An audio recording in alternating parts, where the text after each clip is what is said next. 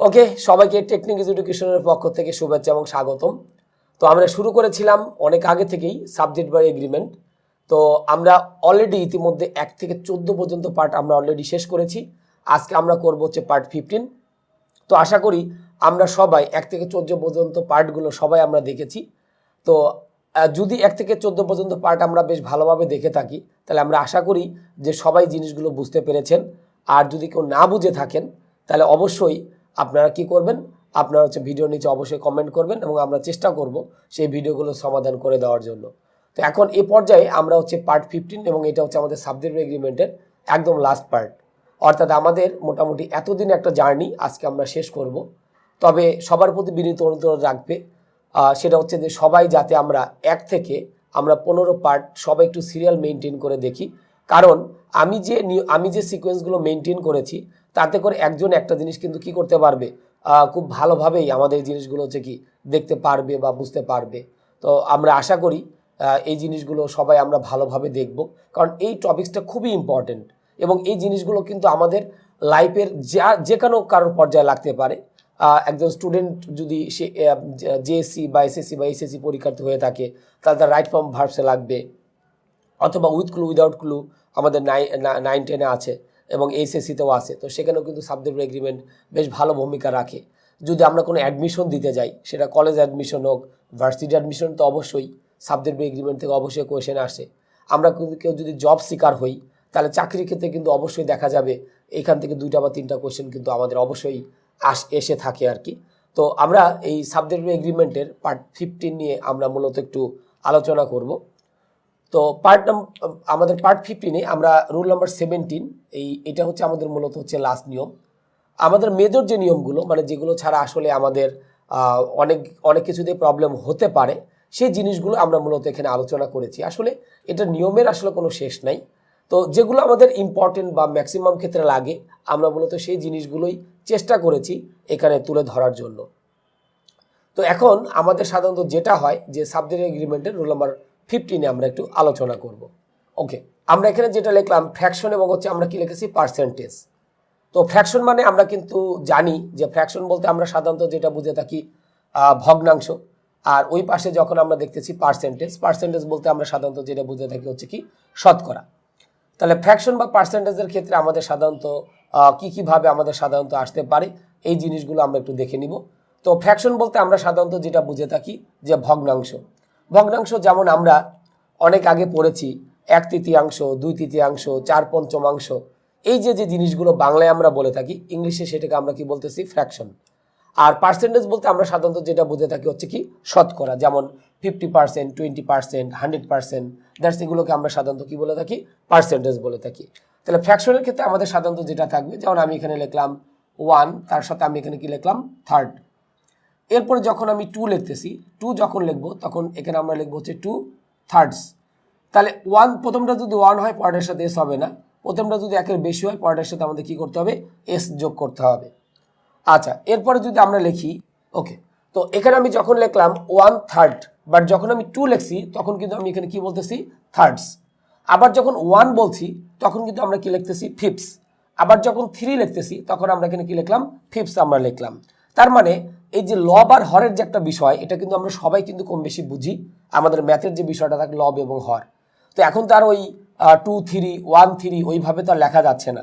তো আমরা এখানে যেটা বলছিলাম যে প্রথমটা আমরা যদি 1 হয় পরের সাথে এস কিন্তু হবে না, কিন্তু প্রথমটা যদি 1-এর বেশি হয়ে থাকে তাহলে অবশ্যই পরের সাথে কিন্তু আমাদের কি করতে হবে, এস যোগ করতে হবে। যেমন 1/3 লিখছি, তারপর যখন লিখছি 2 তখন আমরা কি লিখছি থার্ডস। আবার এখানে কি লিখছি 1, তার সাথে আমরা এখানে কি লিখছি ফিফথ। যখন আমরা এখানে 3 লিখতেছি তখন এর সাথে আমাদের কিন্তু কাগজ করতেছে ফিফথটাকে আমাদের মূলত ইউজ করতে হচ্ছে। তাহলে আমরা এই বিষয়টা কিন্তু মোটামুটি কিন্তু বুঝতে পারতেছি যে প্রথমটা যদি 1 হয় পরেরটার সাথে এস হবে না, কিন্তু প্রথমটা যদি 1-এর বেশি হয়ে থাকে তাহলে পরেরটার সাথে আমাদের কি করতে হবে, এস যোগ করতে হবে। আর পার্সেন্টেজ তো আমরা বুঝতেই পারছি, 50% হইতে পারে, 20% হইতে পারে, এই জিনিসগুলো আমরা বুঝি। তাহলে এখন এদের সাথে আমরা সাবজেক্ট বা এগ্রিমেন্টটা আমরা মূলত কি করব, সেই জিনিসটা আমাদের এখন একটু লিখতে হবে। তো আমরা লিখছি, ওকে। তো আমি এখানে যেটা বলছিলাম যে যদি এদের সাথে বলতে কিন্তু আমি যে জিনিসটা বোঝাচ্ছি ফ্র্যাকশন আর হচ্ছে আমাদের কি পার্সেন্টেজ। তাহলে আমরা যেটা বলছিলাম যে যদি এদের সাথে প্লুরাল সাবজেক্ট দেওয়া থাকে তাহলে ভার্বটা আমাদের কি হবে প্লুরাল, আর যদি আমাদের আনকাউন্টেবল নাউন দেওয়া থাকে তাহলে ভার্বটা আমাদের কি হবে সিঙ্গুলার হবে। তাহলে আমরা আশা করি এখন এই বিষয়টা কিন্তু মোটামুটি বুঝতে পারলাম যে এই ওয়ার্ডগুলোর সাথে যদি আমাদের কি দেওয়া থাকে, প্লুরাল সাবজেক্ট দেওয়া থাকে, তাহলে ভার্বটা আমাদের প্লুরাল হবে। আর যদি এদের সাথে আমাদের কি দেওয়া থাকে, আনকাউন্টেবল নাউন দেওয়া থাকে, তাহলে ভার্বটা আলটিমেটলি কোন ফর্মে হবে, আমাদের সিঙ্গুলার ফর্মে হবে। তাহলে আমরা এখন এই নিয়মটা আমরা অলরেডি করে ফেলি। তাহলে এখন যদি আমরা লিখি 1/3, আমরা এখানে লিখলাম 1/3 of the students, 1/3 of the, তার সাথে আমি লিখলাম হচ্ছে স্টুডেন্টস, এরপর লিখলাম যে হেল্প অবলিক দ্য, আমরা লিখলাম হচ্ছে কি হেল্পস দ্য ম্যাটার। ওকে, তাহলে আমরা যদি একটু খেয়াল করি 1/3 of the students help oblique the আমরা কি লিখছি হেল্পস দ্য ম্যাটার। তাহলে আমরা যদি একটু খেয়াল করি এখানে কিন্তু 1/3 আমাদের দেওয়া আছে। সো তার সাথে আমাদের যে নাউনটা আসলো সেই নাউনটা আলটিমেটলি আমাদের কোন ফর্মে দেওয়া আছে, অলরেডি কিন্তু আমাদের প্লুরাল ফর্মে দেওয়া আছে। তাহলে যখন লিখলাম 1/3 অফ দ্য স্টুডেন্টস, এই জন্য আমরা এখানে কি লিখছি হেল্প। আর এরপরে যদি আমরা লিখি যে ওকে, এরপরে যখন আমি লিখলাম 1/3 অফ দ্য, তার সাথে আমি কি লিখলাম ফার্নিচার, তাহলে এখানে কিন্তু আমাদের একটা ফ্র্যাকশন দেওয়া আছে এবং তার সাথে যে নাউনটা দেওয়া আছে, তাহলে নাউনটা কিন্তু আমাদের আলটিমেটলি কোন ফর্মে হবে, সিঙ্গুলার ফর্মে হবে। কেন? কারণ আমরা জানি ফার্নিচার হচ্ছে আমাদের কি আনকাউন্টেবল নাউন। তাহলে আনকাউন্টেবল নাউনের সাথে ভার্বটা আলটিমেটলি আমাদের কোন ফর্মে হবে, সিঙ্গুলার ফর্মে হবে। তাহলে এখন আমাদের যেহেতু ফার্নিচার আনকাউন্টেবল, এই জন্য আমরা এখানে কাগজ করছি, ইজটাকে ইউজ করেছি। তাহলে যখন আমরা বলছিলাম যে 1/3 অফ দ্য স্টুডেন্টস, তবে এখানে একটা বিষয় একটু মনে রাখতে হবে যে আমি এখানে একটা কথা বলছি 1/3 of the students help oblique the, আমরা লিখছি হেল্পস দ্য ম্যাটার। তাহলে আমাদের এটা কিন্তু একটা ফ্র্যাকশন, যে 1/3 এর সাথে যে নাউনটা থাকবে সেই নাউনটা যদি কাউন্টেবল নাউন হয় অবশ্যই কিন্তু প্লুরাল ফর্মে হবে। এখন আমি যদি বলি 1/3 অফ দ্য স্টুডেন্ট, তাহলে একজন স্টুডেন্টের তো আর 1/3 হইতে পারে না, এটা কিন্তু আমরা সবাই জানি যে একজন স্টুডেন্টের কিন্তু আমাদের নর্মালি কি হয় না, 1/3 কিন্তু নর্মালি কিন্তু আমাদের হয় না। সো আমাদের 1/3 বলতে অবশ্যই সেখানে কি 3 জন স্টুডেন্ট, তো 3 জন স্টুডেন্টের হচ্ছে আমরা যদি এখানে ধরি তাহলে হচ্ছে 1/3, যে 3 জন স্টুডেন্ট থাকলে সেটাকে আমরা 1/3 হিসেবে আমরা 1 হিসেবে আমরা ধরতে পারি। তাহলে আমরা যখন বলছিলাম যে 1/3 অফ দ্য স্টুডেন্টস, তাহলে আমরা দেখলাম যে ফ্র্যাকশনের সাথে আমাদের নাউনটা কোন ফর্মে ছিল, প্লুরাল ফর্মে ছিল, বিধে আমাদের ভার্বটা কোন ফর্মে করেছি, প্লুরাল ফর্মে করেছি। আবার যদি আমরা যখন লিখলাম 1/3 অফ দ্য ফার্নিচার, তাহলে এই যে আমাদের ফ্র্যাকশন এর সাথে আমাদের কি দেওয়া আছে, আনকাউন্টেবল নাউন দেওয়া আছে, অতএব তার সাথে আমাদের ভার্বটা আলটিমেটলি কোন ফর্মে আসলো, সিঙ্গুলার ফর্মে আসলো। তাহলে আমরা এই বিষয়টা কিন্তু মোটামুটি বুঝতে পারলাম যে এই যে ফ্র্যাকশনের সাথে যে আমাদের নাউনটা আছে তার উপর ভিত্তি করে কিন্তু আমরা মূলত কি করব, ভার্বটাকে আমরা সিলেকশন করব। তো এখন যদি আমরা পার্সেন্টেজের ক্ষেত্রটা যদি একটু দেখি তাহলে কিভাবে হইতে পারে। ওকে, এরপরে আমি আরো দুটো সেন্টেন্স আমি এখানে লিখেছি। 50% স্টুডেন্টস গেট অবলিক দিয়ে আমরা কি লিখছি গেটস দ্য জব। ওকে, তাহলে আমরা এখানে যেটা লিখলাম যে 50% স্টুডেন্ট গেট অবলিক দিয়ে কি লিখলাম গেটস দ্য জব। তো এখানে 50% স্টুডেন্ট, আমরা জানি স্টুডেন্ট কিন্তু কাউন্টেবল নাউন, সো আমাদের কিন্তু স্টুডেন্টের কোন ফর্ম ইউজ করতে হবে, প্লুরাল ফর্ম ইউজ করতে হবে।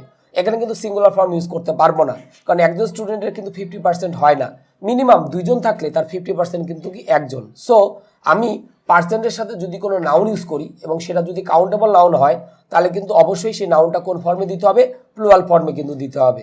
তাহলে এই জন্য আমরা স্টুডেন্ট না করে আমরা কিন্তু কি করেছি, স্টুডেন্টস করেছি।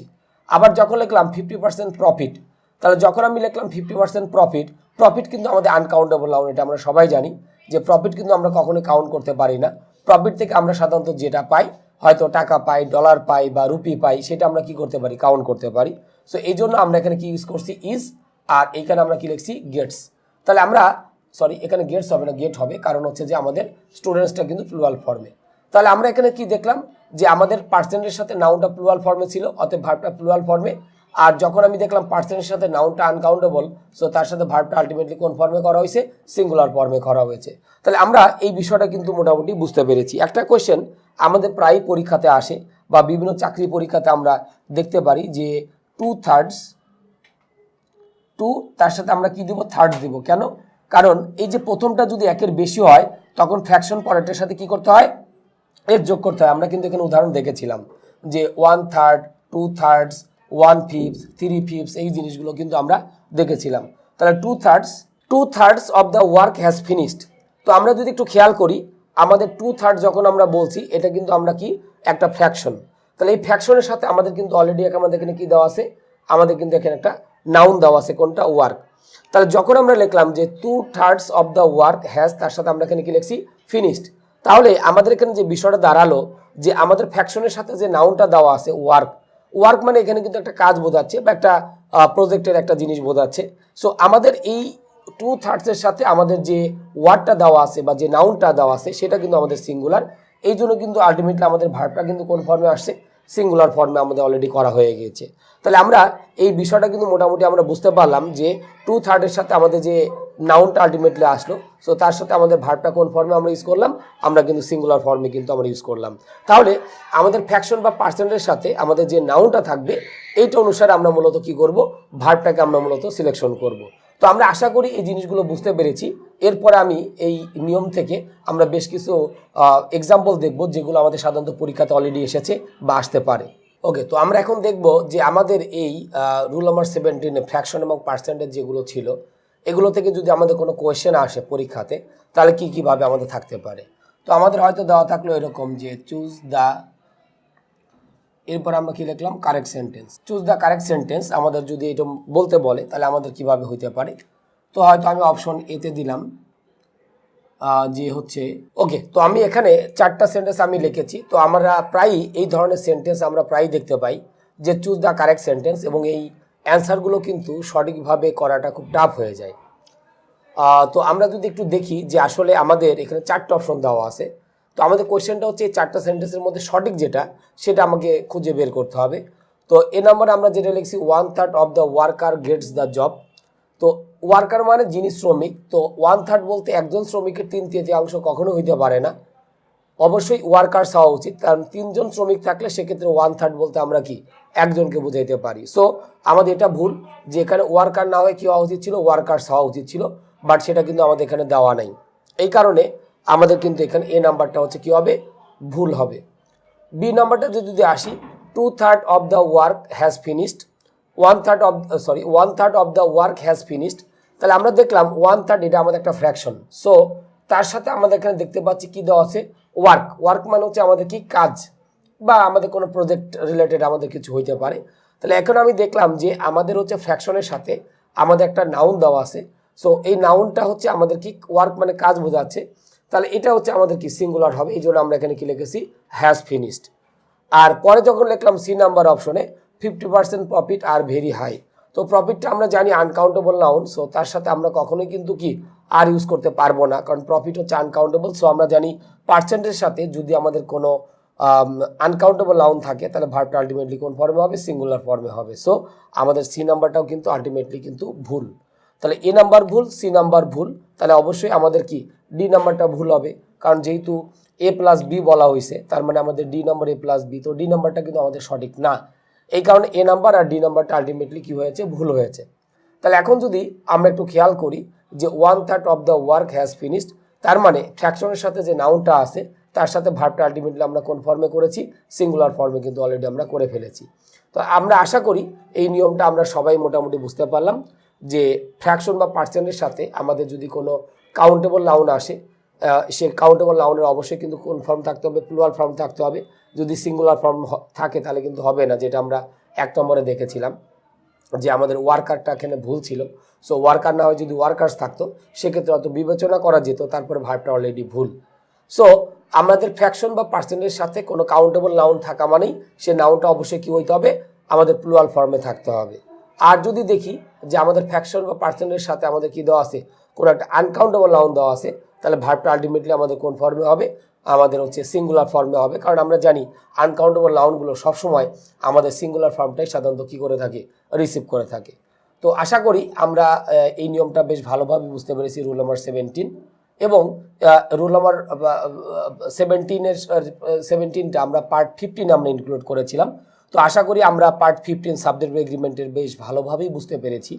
যদি এর মধ্যে কারো কোনো কনফিউশন অথবা যদি কোথাও যদি আমরা না বুঝতে পারি তাহলে অবশ্যই আমরা কমেন্ট করব। আমরা চেষ্টা করব টেকনিক এডুকেশনের পক্ষ থেকে আপনাদেরকে যত দ্রুত সম্ভব সেগুলো সলভ করে দেওয়ার জন্য। তো সে পর্যন্ত সবাই আর একটা বিনীত অনুরোধ থাকবে সবার প্রতি যে আমাদের সাবজেক্ট ভার্ব এগ্রিমেন্টে টোটাল 15টা আমাদের পার্ট করা হয়েছে। তো আমরা সবাই যেন 1 থেকে 15 পর্যন্ত এই পার্টগুলো খুব ভালোভাবে আমরা দেখতে পারি বা বুঝতে পারি, এবং সবাই এই পার্টগুলো দেখবেন। একবার যদি না বুঝেন চেষ্টা করবেন 2 থেকে 3 বার দেখার জন্য। তারপরে যদি কোথাও যদি আপনারা না বুঝেন অবশ্যই আমাদের এই কমেন্টে আপনারা আপনাদের সমস্যাগুলো আপনারা জানাবেন এবং আমরা চেষ্টা করব আমাদের টেকনিক্স এডুকেশনের পক্ষ থেকে যত দ্রুত সম্ভব সেগুলো সলভ করে দেওয়ার জন্য। তো সাবজেক্ট এগ্রিমেন্ট আমাদের পার্ট 15 পর্যন্তই, এবং সেই সাথে সাথে আমাদের দীর্ঘদিনের একটা জার্নি এবং দীর্ঘদিনের একটা টপিকস সাবজেক্ট এগ্রিমেন্ট আমাদের এ পর্যন্তই। তো আশা করি সবাই ভালো থাকবেন। নেক্সট নতুন কোনো টপিক্সে আপনাদের সাথে আবার দেখা হবে। সে পর্যন্ত সবাই ভালো থাকুন, সুস্থ থাকুন।